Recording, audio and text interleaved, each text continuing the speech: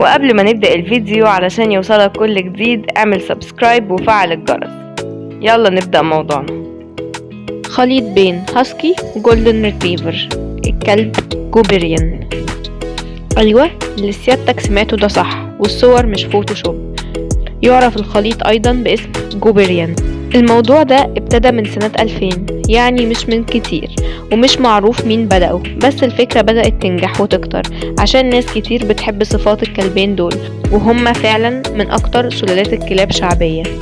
الكلب واخد قوة الجولدن وشقاوة الهاسكي، وإلى الآن لم يتم الاعتراف به في أمريكا كسلالة، وللأسف مطلعش ليهم شكل ثابت إلى الآن إلا عيون صغيرة وبوس طويل وابتسامة سعيدة اللي بيتمتع بيها الكلبين.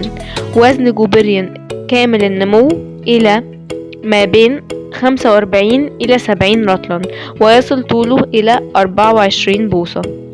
ألوان يا نصيب، مفيش لون ثابت لأن الكلبين ألوانهم كتير. فروة، معطف مزدوج، كثيف، مقاوم للماء. لا يمكن التنبؤ بشخصيته، لكن بالتأكيد ودود ومخلص، حنون ومرتبط بعائلته جدا، مسالم جدا جدا، ما يحبش يقعد بمفرده كتير.